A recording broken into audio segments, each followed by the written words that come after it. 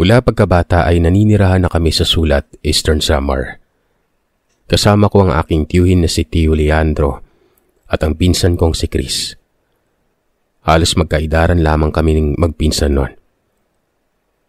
Nakasanayan na namin ng aking tiyo na bumili ng ulam sa isang karinderya. Masarap kasi ang luto doon. At ang karinderyang yon ay sikat na sikat sa aming baryo dahil sa masarap na putahe. At bukod pa doon, murang presyo. Yun naman talaga ang hanap ng mga taong bayan. Yung masarap pero hindi gaanong mahal. Bebang, bumili ka nga doon ng adobong manok doon sa karinderya ni Mang Lolon. Utos ni Tio Lando sa akin noon. Sa mga oras na yun ay abalang-abala ako sa pag-aayos ng aking bisikleta dahil nasira yun nung nakarang araw nang gamitin ito ng pinsan kong si Chris. Sinabi ko naman kay Tio Lando na si Chris na lamang ang utusan niya dahil abala pa nga ako sa pag-aayos ng aking bisikleta noon. Si Chris naman yung nakasira noon. Agad namang binalingan ni Tio Lando si Chris at inutusang siya na lamang bumili sa karinderya. Napakamot naman sa kanyang ulo si pinsan. Sige po tay, ako na lamang ang bibili ng wala na masabi ang si Insan Bebang. Ito talagang si Insan ako pa talagang sinisisi. Hiniram ko naman yung bisikleta, hindi ko naman kasalanan kung nasira yan. Hindi ko naman sinasadya. Paliwanag ni pinsan noon. Malalim naman akong napabuntong hininga dahil sa sinambit ng aking pinsan na si Chris. Sinabi ko sa kanya na hindi ko siya sinisisi. Sinasabi ko lamang kay Tio na siya muna yung pabilhin dahil may ginagawa pa nga ako noon. Tapos sinabi ko lamang din na nasira itong bisikleta dahil baka mamaya sabihin ay ipinangsasangkalan ko lamang ito. Tumawa naman si Chris sa sinambit kong dahilan para mapakunot ang aking noo. O na, sige na. Alis na ako tay.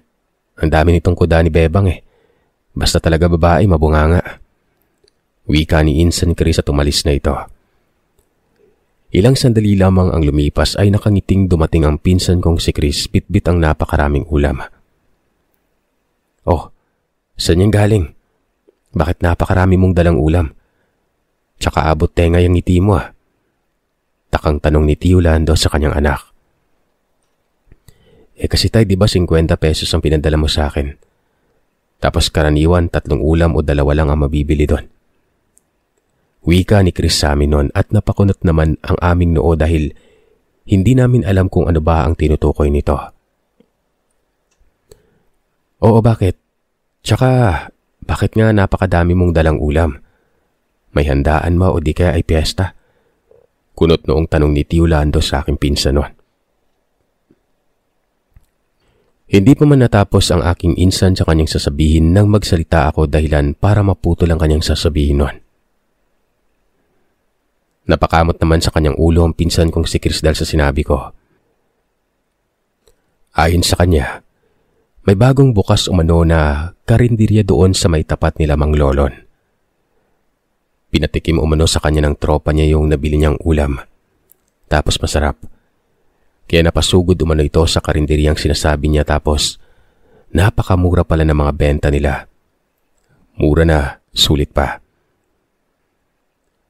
Kaya naman umano yung mga suki doon sa may kabilang karinderya na palaging binibilhan ng kanyang ama ay lumipat na doon sa bagong bukas na karinderya.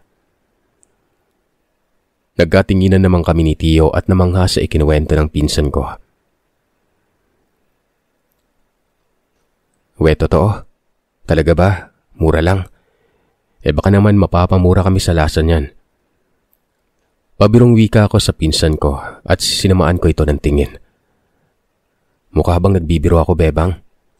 Tatanong-tanong ka tapos hindi ka naman pala maniniwala. Kaagad na inawat naman kami ng aking tiyo sa sinabi noon ng aking pinsan. O tama na yan. Baka mamaya ay magkapikunan kayo magpinsan dahil sa pagbibiruan nyo. Sige na. Ihain mo na yung mga ulam. Bebang, na makakain na tayo. Utos na wika ni Tio sa aming magpinsan noon. Kagad ko namang kinuha ang ulam sa kamay ng pinsan ko at inihain yun sa pagkainan. Sabay-sabay na kumain kaming tatlo. at namangha kami ni Tio Lando sa lasa ng ulam na yon. Masarap ito kaysa sa luto ni Mang Lolon. Kumuha pa ako muli ng ulam nun. O diba tama ako? Sabi sa'yo masarap Ayaw mo kasing maniwala sa akin.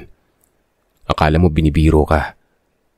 Tsaka bukod sa masarap, sulit pa ang presyo.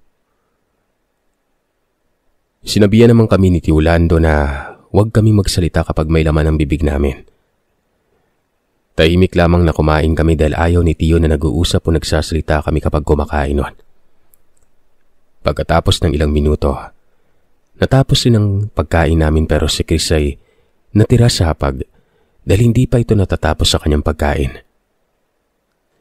Nako insan, paano ba yan? Ang mahuli siyang maghuhugas ng ating mga pinagkainan.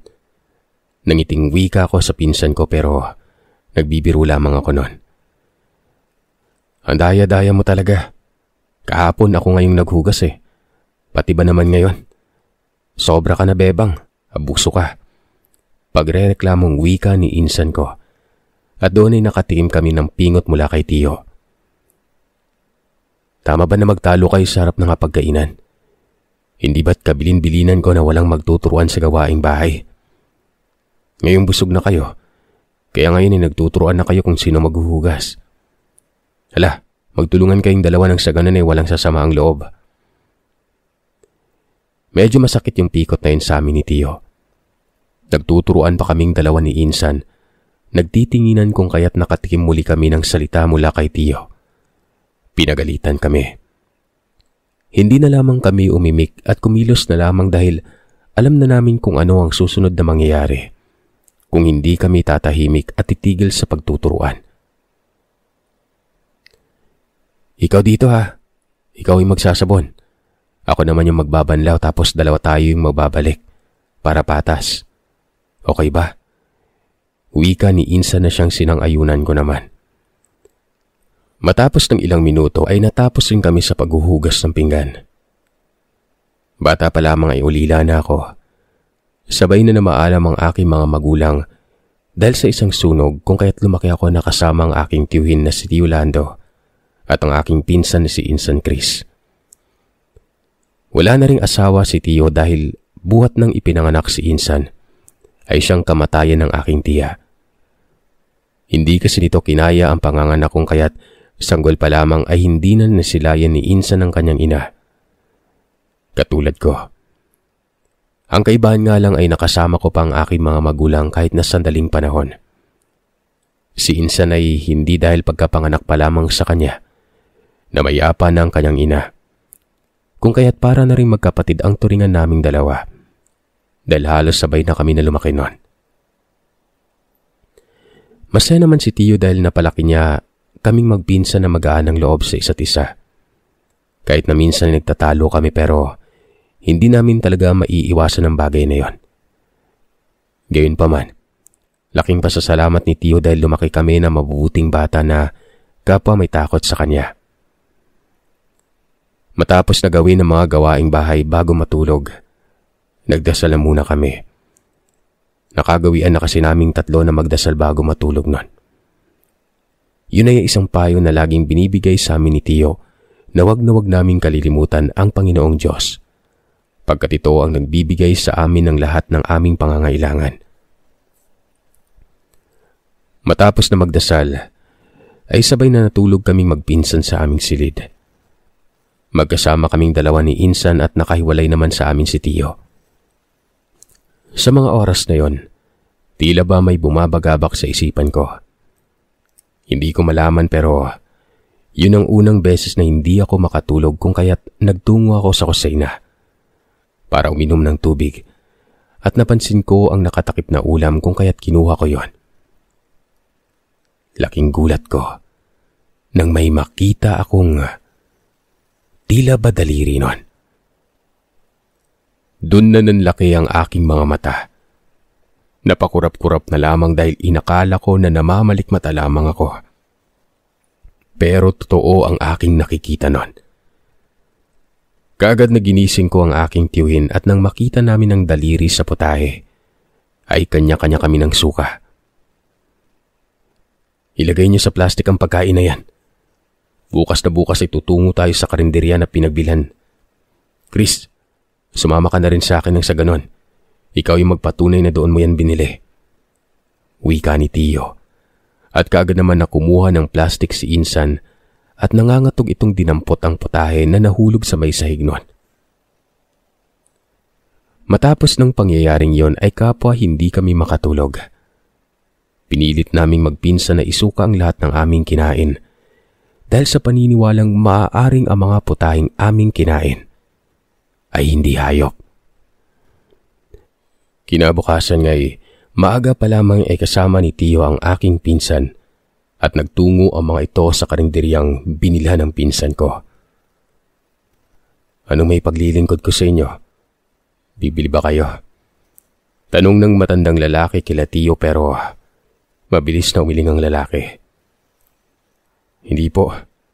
Ito, pakitingnan na lamang pong laman ng plastic na yan. Doon ay nanlaki ang mga mata ng matanda sa nakita. At doon nga ay isinama ng mga ito sa likod bahay, sina Tio at ang pinsan ko. Pasensya na kayo sa nangyari pero maging kami ay hindi namin alam kung bakit merong daliri sa putaheng inyong binili. Maaaring merong isang tao ang nais sumabotahe sa aming negosyo. Kita niyo naman di ba?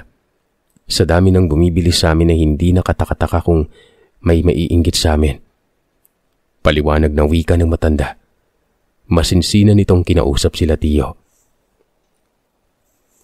Ganun pa man ay mas pinili na lamang ni Tio na ayusin ang kanilang pag-uusap at hindi na lamang ipaalam pa sa iba ang aming natuklasan.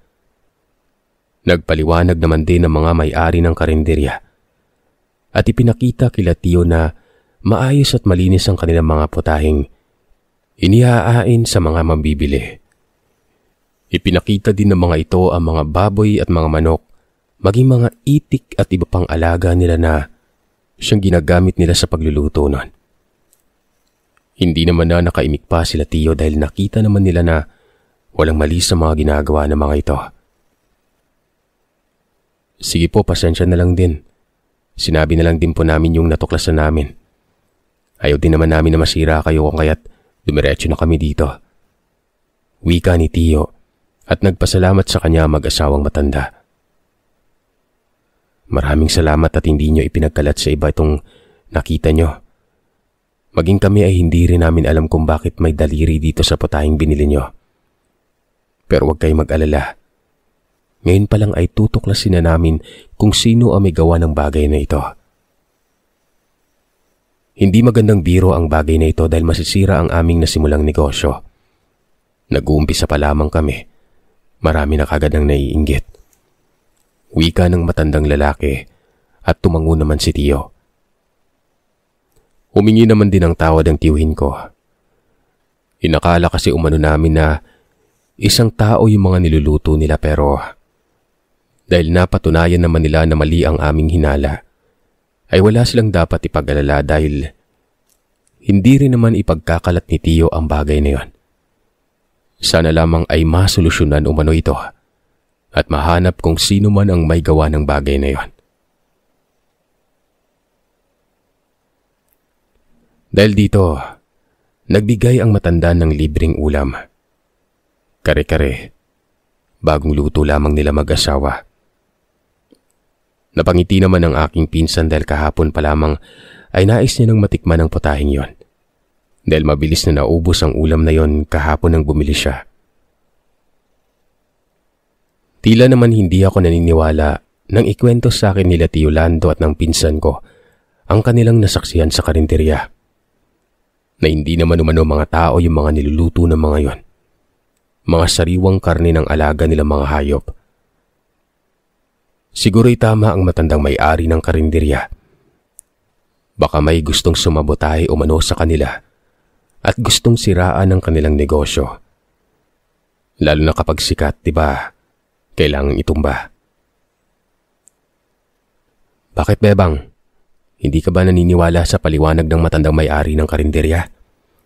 Kahit na nakita namin ang mga alaga nito ang kanilang niluluto. Tanong naman ni Tio Lando at napabuntong hininga ng malalim na lamang ako sa kanilang mga sinambit.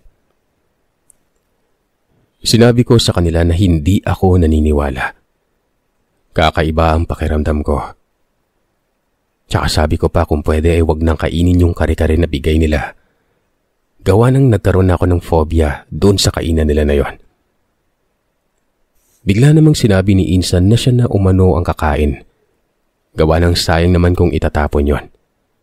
Kung ayaw ko umanong kumain, edi wag. Tinakot ko siya na siya ang bahala. Basta kapag natuklasan ng katotohanan at tao nga ang mga niluluto ng mga ito ay wag itong magsisi sa dulo. Bigla namang natakot itong pinsan ko na ito na parang napasuka-suka at sinabing wag na lamang umano. Itatapon na sana ni Tio yung kare-kare na yon. Nang bigla namang nakaisip ako na itago muna ito. O ano yan? Bakit tinatago mo yung putahe, Bebang? Tanong ni Tio. Malalim naman akong napabuntong hininga sa tanong ng tiyuhin ko. Sinabi ko na syempre para malaman kung tunay ba na nagsasabi ang mag-asawang yun ng katotohanan. Dahil kung karne ng anumang hayop yun, ay mabilis na mabubulok at masisira pero kapag tumagal ang karne, posibleng maging parte ulit ito ng tao. Nagtanong naman si Pinsan kung bakit gusto kong malaman kung karne ba ng tao o hindi. May mapapala pa kami nun. Sinabi ko naman na kapag nalaman namin na karne ng tao yon, ay maililigtas kami sa kapahamakan. Kasama na ang mga taong kumakain sa karinderyang yon. Ayaw naming manira pero kailangan naming gawin ng tama para sa aming baryo. Hindi naman pwedeng hayaan namin na gano'n ang gawin nila ng paulit-ulit. Isa pa, saan sila kukuha ng karne? Hindi ba't kailangan nilang pumaslang? Paano kapag wala na silang mapaslang na tao doon? E di doon na sila gagawa ng krimen. Basta't mag-iingat ka lamang pamangkin sa mga kinikilos sa huwag mong hayaan na mapahamak ka ng dahil lang sa pag-alam mo sa katotohanan. Isa pa, kung may napuna kang hindi magandang gawain, ay ipagpaalam mo kaagad sa akin nang sa ganon, ay magawa natin ang paraan. Kasama mo kami, hindi ka nag-iisa. Wika ni Tio Lando sa akin at tumango naman ako bilang tugon. Sa totoo lang ay may punto naman si Insan sa kanyang tinuran. Wala naman talaga akong mapapala kung malaman ko man na tao o hindi ang mga karning inihahanda na mag-asawa sa kanilang karinderya. Pero tila ba may pag-aalinlangan sa akin nun. At parang may gusto akong matuklasan. Dahil pakiramdam ko, magmula nang makita ko ang daliring yon, ay may ginagawang hindi maganda ang may-ari ng karinderya. Sa pagdaan ng mga araw, nabulok naman ang karne na itinago. Walang lumabas na kahit anong karne ng tao nun. Kung kaya't napanatag ang aking kalooban at hindi na lamang nag-aksaya pa ng oras. Pero isang pangyayari ang gumimbal sa aming lugar. Umiiyak na sumisigaw si Mang Dong isang araw. Nagtatawag ito ng mga kapitbahay gawa ng kagabi pa umano nawawala yung anak niya. Hindi pa umano ito umuwi nun. Ayon sa kanya, pumunta lamang umano ito sa bahay ng kapatid niya pero hindi na ito nakabalik pa. Siyempre kinabahan ng lahat ng bawat isa sa amin na naroroon. Ipinaalam niyo na ba kay Kapitan ang mga nangyari? Baka may magawa siya para matulungan ka. Tanong ni Tio sa kanyang kompadre nun.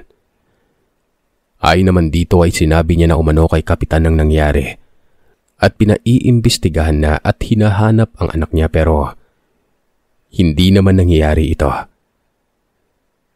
Kinakabahan na umano ito. Doon ay nag-umpisa na ang bulong-bulungan sa baryo at iisa lamang ang pinaghihinalaan ko pero hindi ako naglabas ng anumang salita dahil ayaw ko nang mangbintang ng sinumang tao lalo't wala akong pruweba.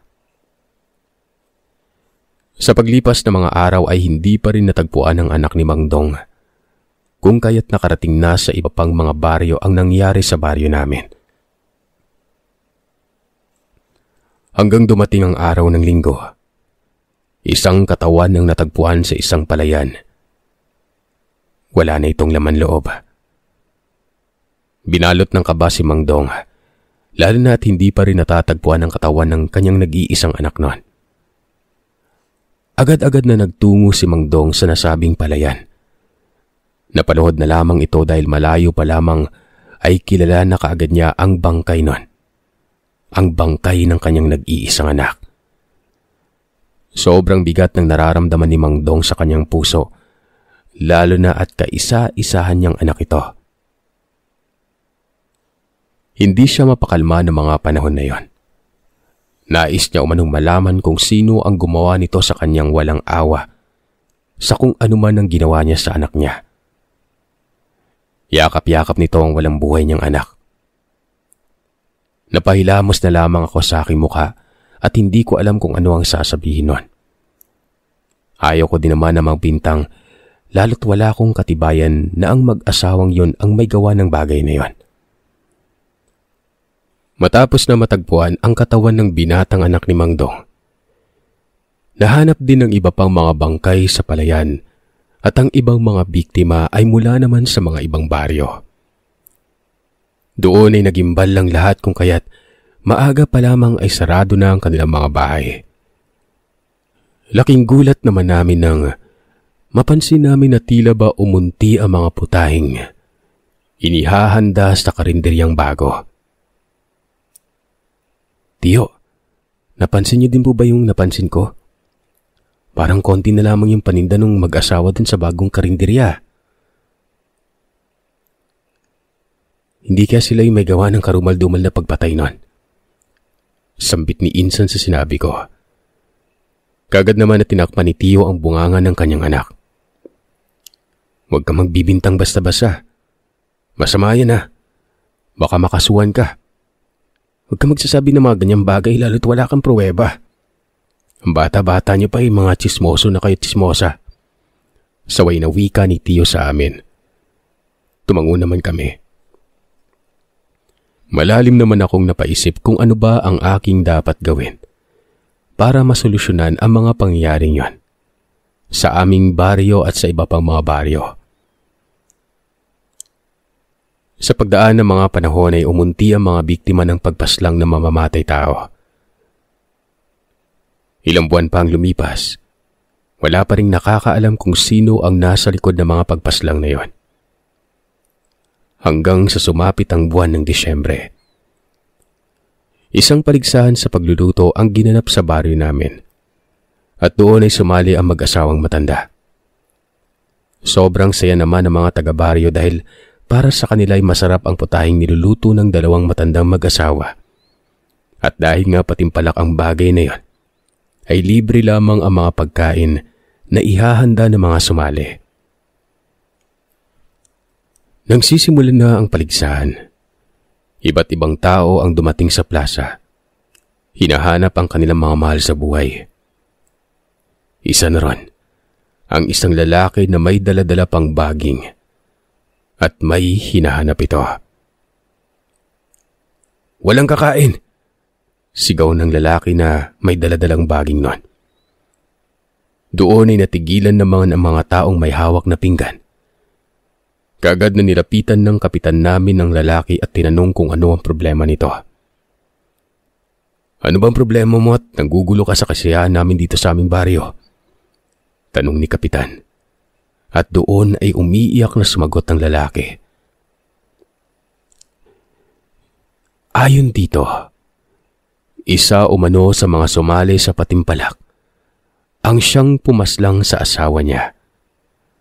Nakita niya ang isang matandang lalaking biglang nag-anyong baboy ramo ang umatake sa buntis niyang asawa at walang awang pinaslang yon. Iyak ng iyak ito na parang wala sa katinuan. Ayon pa dito ay gagantihan niya na sana yon pero bigla na lamang nawala na parang bula ang hayop na umatake sa buntis niyang asawa Hindi man lamang umano ito naawa kasama ang kanyang anak na hindi pa nasisilang sa mundo, ay naging biktima na nito. Pag nakita niya umano ang matandang yon ay siya mismo ang pupugot ng ulo nito, dun mismo sa kasiyahan. Dahil napakaraming tao sa lugar na yon, natagalan ito sa pagtingin-tingin para hanapin ang taong kanyang tinutukoy. Hanggang sa nakita ko, Sir Seth, yung dalawang matandang mag-asawa. Mabilis na nakaalis sa mga yon. Kaagad na sinundan ko ang dalawang mag-asawang yon. Walang masyadong mga tao sa mga kabahayan noon papunta sa aming baryo gawa ng ang lahat ay halos nagtitipon-tipon doon sa may kung anong patimpalak yon. Saglit silang gumilid at nag-usap noon. Dinig na dinig ko kung paano sabihin ng isa na kailangan na umano nilang umalis sa baryo. Lalo na't may nakakita sa matandang lalaki sa kanyang ginawa noon. Paniguradong hahanapin niya ito doon sa lugar. Hindi ito titigil hanggat hindi ito nakakagawa ng hindi maganda sa kanila. Dahil syempre, parang mababaliw na talaga yung lalaki sa nangyari noon. Nang marinig ko yon ay aalis na sana ako sa lugar pero kamalas-malasan, meron akong nasagi nun na siyang ikinarinig ng dalawang matanda. Kaagad na lumabas sila sa pinagtataguan nila noon. At doon ay kitang-kita nila akong paalis na. Mabilis akong tumakbo, pero humabol ang matandang lalaki at nahawakan ako nito sa may likuran. Pakawalan niyo ako. Pakiusap, pakawalan niyo ako. Paulit-ulit na sigaw ko pero hindi ako pinakinggan ng matandang lalaki. Bagkos ay hinatak ako nito ng sobrang lakas hanggang makarating sa kanilang tahanan. Kabadong-kabado ako noon. Hindi ko alam kung ano ang gagawin sa mga oras na yon, lalo pa at hindi ako handa sa pwedeng mangyari. Itinali ako ng matandang lalaki sa isang upuan. Nakiusap ako na pakawalan ako. Umiiyak na ako dahil sa sobrang takot na nararamdaman. Mabuti naman kami, iho. Hindi kami pumapatay ng taong walang kamuang-muang. Hindi kami namamaslang ng taong walang kasalanan sa amin. Wika ng matandang lalaki. At doon ay naguluhan ako sa sinabi niya.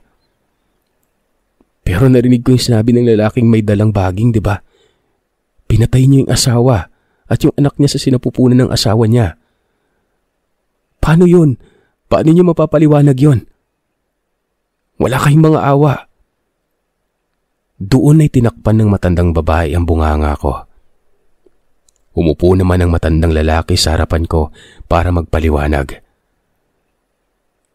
Ayon sa kanya, matagal na panahon na umano silang naninirahan doon sa baryo namin. Nauna pa umano sila sa amin pero napaalis sila ng baryong yon dahil sa mga sinasabi ng mga kapitbahay nila. Hindi naman talaga silang nabibiktima ng mga tao. Masaya sila ng mag-asawa na nagtitinda ng mga lutong ulam. At dahil masarap magluto ang asawa, ay naging patok ito sa lahat pero may nanira umano sa kanila. At yun ay ang taong pinaslang nila. Walang iba kundi ang babaeng pinatay niya na may daladalang sanggol nun. Umiling-iling ako dahil hindi ako sang-ayon sa paliwanag niya. Wala pa din kayong karapatan na pumatay ng isang tao. Lalo na't hindi naman kayo Diyos. Isa pa, dinamay mo pa yung isang sanggol sa sinapupunan nito na walang kamuwang-muwang. Wika ko nun. Doon ay humagalpak ng tawa ang matandang lalaki. Wala umano akong alam, kaya itahimik ko umano ang bibig ko kung gusto ko pang mabuhay. Ipangako ko umano sa kanila na wala akong pagsasabihan ng anuman. Lalo na't pupunta noon ang mga taong bayan at paniguradong susugurin nila ang bahay ng dalawang matanda, kagaya ng ginawa nila noon, at naging dahilan ng pagkamatay ng nag-iisa umano nilang anak. Buhay umano ang kinuha nila, kaya buhay din ang kapalit bilang kabayaran sa ginawa nilang kasalanan. Sa kanilang mag-asawang nananahimik ang buhay. Bakas sa mga mata ng matanda ang galit at puot, pero sumagot pa rin ako noon. Sabi ko ay bakit ginagawa pa rin nila ang pagpaslang? Bakit nila binibenta sa taong bayan ang mga lamang loob? Dahil ayon sa kanila, ginawa din umano yon sa kanila nung una pa. Wala umano talaga akong kaalam-alam. At isa din sa mga taong bayan na humusga sa kanila ay ang tiyuhin ko na nagsunog pa umano ng kanilang bahay noong kabinataan ni Tiyo. Nanlaki ang mga mata ko. Sinabi ko sa kanilang hindi ako naniniwala. Pero ngumiti lamang at tumawa ang matandang lalaking yon. Wala ka kasing alam. Hindi ba sinabi sa'yo ng Tiyo Pidring mo na namatay ang iyong mga magulang dahil sa trahedya? Yun ay dahil tinulungan nila kami at pinag-iisipan ng taong bayan na kami ang pumaslang sa iyong mga magulang. Isa na dun sa nagbintang ang tiyo mo. Wala silang pruweba pero ginawa pa rin nila ng isang bagay na hindi dapat nila ginawa sa amin. Yun ay paslangin ang aking anak na nag-iisa at wala ring kamuang-muang. Pagpapaliwanag ng matandang lalaki.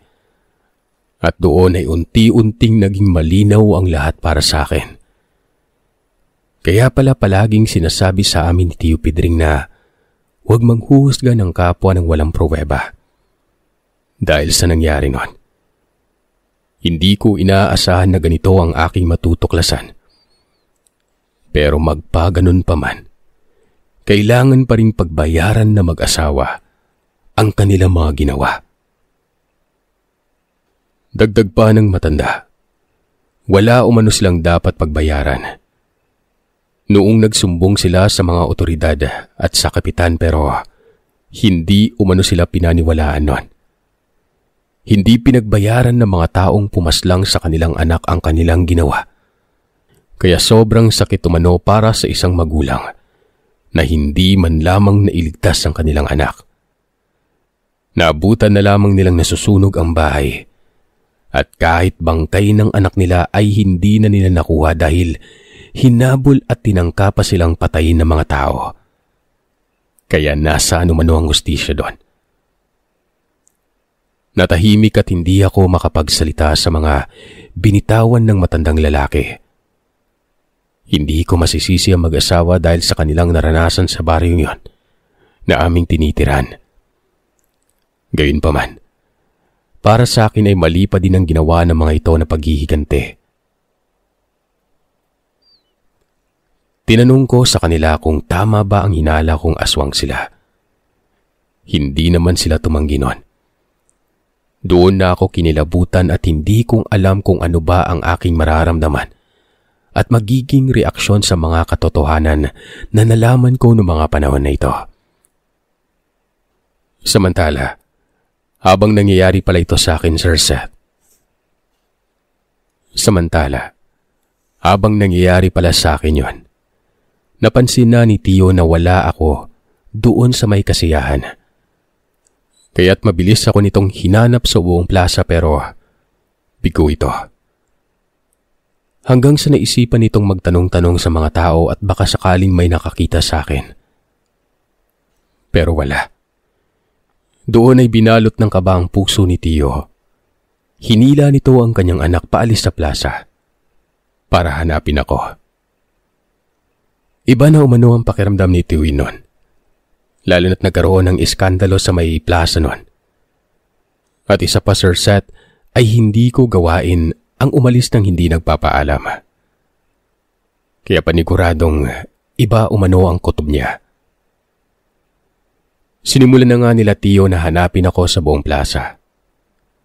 Nagtanong-tanong ang mga ito hanggang sa nakita nila ang lalaking may hawak ng baging. Ayon dito, nakita niya umano ako na paalis sa plaza na sinusundan yung dalawang matanda. Nang mapagtanto ng lalaki na tila ba isa doon ay yung matandang hinahanap niya, sinubukan niya kaming sundan pero bigla na lamang umano kaming nawala. Tinanong pa nito kung alam daw ba nila Tito kung saan nakatira ang dalawang matandang nagtitinda doon sa bagong karinderya. At isa pa, napansin rin ni Tioy na bigla na lamang din talaga silang nawala sa plaza kahit na kalahok naman sila doon sa pa-contest ng mga nilulutong pagkain. Doon ay binalot ng kaba ang puso ni Tio. At muling naalala nito ang mga nangyari. Matagal na panahon na ang nakalipas. Mauulit na naman ba yung nangyari sa nakaraan? Bulong na wika ni Tio. Natulala pa ito panandalian. Narinig naman ng lalaki ang tinura ni Tio noon at sinabing, hindi ng aking hinala. Parang bumalik sila mag-asawa para maghiganti sa nagawang kasalanan natin sa kanila. Pero matagal na panahon na nangyari. Bakit kailangan nilang gawin yon?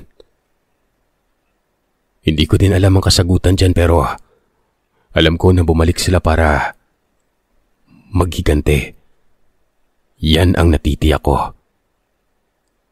Napabuntong hininga naman ng lalaki sa sinabi ni Tio.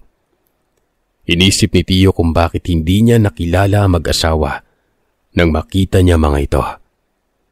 Kung bakit kailangan nilang magtayo ng karinderya. Pumaslang ng mga tao para ihanda sa lahat ng mura. Napakasarap. Nakakapagtaka lang. Bakit ganon ang kanilang paghihiganti? Siguro, gusto nilang iparanas sa atin kung ano ang ipinaranas natin sa kanila noon. Hindi ba't ipinakain din ng taong bayan ng isang patay na tao sa mag-asawang matandang yon? Wika ni Tio. Malalim na napabuntong hininga ang mga ito. At matapos ang pag-uusap na yun ay sabay na nagtungo si Tio at ang lalaki maging ang pinsan kong si Chris sa tahanan na mag-asawang matanda. Pagdating sa tahanan ay laking gulat nila Tio nang makita nilang hawak-hawak ako na mag-asawa. Umiiyak ako nun. Sabi kong bitawan na ako at pakawalan. Pero ayaw nilang dalawa. Anong papakawalan? Ibubunyag mo yung sekreto namin, di ba? Wika ng matandang lalaki. Kahit hindi naman sabihin ng pamangkin ko yung katotohanan, alam na ng taong bayan yung sekreto nyo. Wika ni Tio. Dali-dali namang sumagot ang matanda. Kung uulitin na naman ba ng taong bayan ng nakaraan, papatayin sila at susunugin. Papakainin ng mga taong buhay. Mga aswang umano sila, pero may karapatan din. Tio, hindi ko sukat akalain na totoo at nagsasabi ng katotohanan ng dalawang mag-asawa na isa ka sa mga taong pumaslang sa kanilang anak. Wika ko sa tiyuhin ko nun. At doon ay napayuko na lamang si Tio. Hindi ko sinasadya yung pangyaring yon. Alam niyo yan, isa lang akong kapatid na naghahanap ng hustisya. At hindi ako kasama sa mga taong nagsunog sa iyong anak. Pagdating ko na lamang nun, sunog na yung bahay niyo. Wika ni Tio. Tumawa naman ng napakalakas sa matandang lalaki. Ayon naman sa matandang lalaki ay kahit man lang sana pinigilan niya ang taong bayan. At anong sinasabi niyang paghahanap ng hustisya? Wala umano itong dapat ikahanap ng hustisya dahil kasalanan din naman ng taong bayan kung bakit namatay ang aking mga magulang. Mabuti pa nga umano ang mga magulang ko na kahit alam ng mga ito ang totoong pagkatao ng mag-asawa, hindi nila hinusga ng mag-asawang yon. Bagkos ay tinulungan pa nila ang mga ito at inalay nila ang buhay nila para lamang makaligtas sa mag-asawa. Wala kasi kayo mga puso. Mas masahol pa kayo sa mga lahi naming aswang. Kayo ang totoong salot. Wika ng lalaki. At doon ay umalis sa mga ito at nagmamadaling tumakbo ang mag-asawa. Hinayaan na lamang ni Tio ang mag-asawa pero ang lalaking may hawak na baging ay hinabol ang mag-asawang matandang yon. At dahil hindi na ganun kalakas ang dalawang matanda, naabutan naman ang mga ito ng lalaki at doon ay naglaban ng mga ito. Kahit nahihirapan ay nag-anyong malaking pusa ang lalaki at ito ang nakipagbuno sa lalaking may hawak na baging. Wala kang awa. Dinamay mo pa pati yung anak ko. Galit na sigaw ng lalaki at doon ay hinataw nito ang nilalang sa likuran. Pero sadyang mabilis kumilos ang nilalang kung kaya't hindi ito tinamaan. Wala kaming ginawang masama sa inyo. Kayo ang may kasalanan sa amin. Buhay ang kinuha niyo sa amin kaya buhay din ang kapalit bilang kabayaran. Galit na wika naman ng matandang aswang. At doon ay kinalmot nito ang mukha ng lalaki. Hindi naman nagpatalo ang lalaking may hawak ng baging at hinampas nito sa may likuran ng nilalang kung kaya't natumba ito at napahiga sa may sahig. Doon na nangialam ang matandang babae. Pero nahampas rin ito sa bandang likuran na siyang ikinagalit ng lalaking aswang. Mabilis nitong sinugod ang lalaking may hawak na baging at kinalmot-kalmot nito ang buong katawan ng lalaking yon. Hindi na nakagalaw pa ang lalaking may hawak ng baging at yun na ang pagkakataon para magtakbuhan ng dalawang matanda. Sa kabilang banda naman ay kagad akong tinulungan ni Tio para makatayo ako. Samantalang si Insa naman ay hindi makapaniwala sa kanyang mga nasaksihan. Gusto nitong masuka sa kanyang mga nakita, lalo na at puro dugo ang kanyang mga nasasaksihan nun. Ayos ka lang ba? Nag-aalalang tanong ni Tio sa akin at hinawakan pa ako nito sa aking kamay. Hindi naman ako sumagot kaagad sa tanong ng aking tiyuhin kung kaya't si Insan na lamang ang nagtanong sa akin nun. Halata sa mga tanungan nito sa akin na nag-aalala ito pero masyadong madaming nangyari at hindi ako makapaniwala sa mga nalaman. Sinabi ko na lamang na gusto ko na lamang umuwi nun. Pagkatapos marinig ang sagot ko, inalalayan ako ni Tio at ni Insan dahil hindi ako makalagad na maayos at hindi makausap ng maayos nun. Dumating na rin naman ang iba pang mga taga-baryo at tinulungan ng mga ito ang lalaking may hawak ng baging dahil sugatan ito at dinala kaagad sa pagamutan. Hindi naman nakiosyoso pa sila Tio sa kalagayan ng lalaki dahil mas iniisip nila ang aking kalagayan. Pagdating sa kanilang tahanan, ay kaagad na niligo ako para mahimasmasan. At pagkatapos nun ay tatulog na ako na wala man lamang sinasabi at ikinikwento sa aking tiyo at pinsan. Ganun pa man, inunawa na lamang niya Tio ang aking kalagayan at hinayaan ako na makapagpahinga. Matapos ang pangyayaring yon, sinarili ko na lamang ang lahat ng nalaman ko at natuklasan mula sa matandang mag-asawa.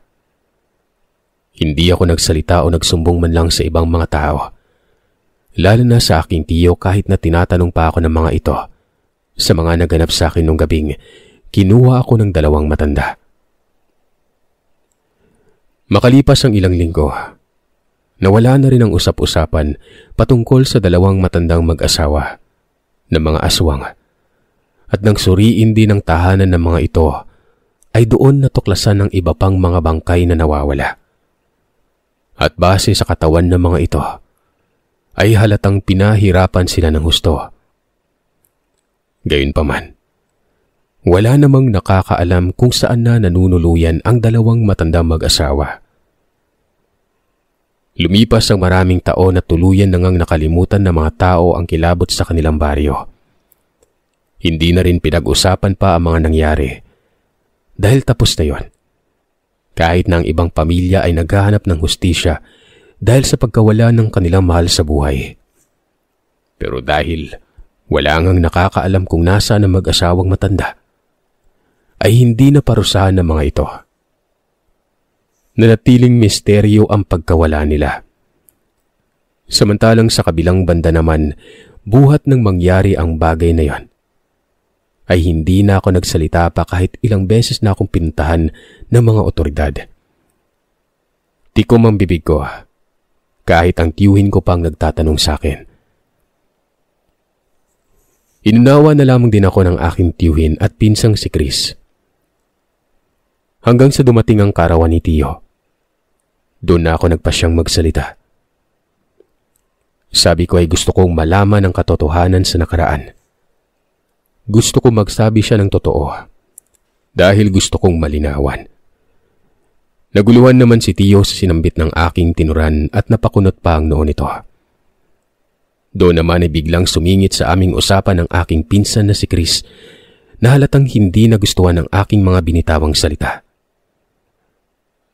Bakit kailangan mo pang alamin yung nakaraan tapos naman na yun, di ba? Kunot noong tanong ni Insan at doon ay tila ba nainis ako sa winika niya. Bakit ka ba nakikialam?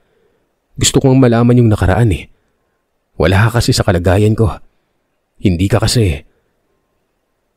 Hindi ko na naituloy pa ang aking sasabihin nang bigla akong pinaulanan ng suntok ng pinsan kong si Chris. Inawat naman ito ng tiyo ko at mabilis ako na itinayo nun. Bilang babae, syempre naluha din ako. Nakipagsagutan pa ako dito sa pinsan ko. Hanggang sa walang ano-ano ay bigla na lamang nagkwento si Tiyo. Inamin niya na isa siya sa mga taong pumaslang sa anak na mag-asawa. Sinunog ang bahay nila pero hindi niya sukat akalain na naroroon pala ang aking mga magulang. Hindi niya naman umano sinasadya ang mangyari. Kapatid niya ang mama ko, kaya hindi niya babalaki na patayin sila. Isang trahedyang nangyari nun. Sinabi ko naman sa kanya na hindi niya lang matanggap na siya mismo ang pumatay sa mismong kapatid niya, na sinungaling siya. Nakipagsagutan pa ako noon sa pinsan ko at kay Tiyo. At dahil sa hindi kami magkaintindihan, nagpasya akong doon na muna ako kila Tiyo Ben makikitira. Kinuha ko ang aking mga gamit sa aming silid. Humihingi ng tawad si Tiyo. Kaarawan niya umano yon. Pero sinabi kong mahirap nang magtiwala. Pinapatawad ko siya pero yung tiwala ko ay hindi na mababalik pa. Pansamantalang nanuluyan ako sa tahanan ng aking tiyuhin na si Tiyo Ben. At sa paglipat ko sa tahanan nito, nakita kong muli ang mag-asawang matanda. Masayang namumuhay ang mga ito kahit na simple lamang.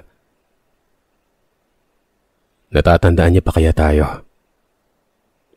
Turan at bulong na tanong ng matandang lalaki sa kanyang asawa.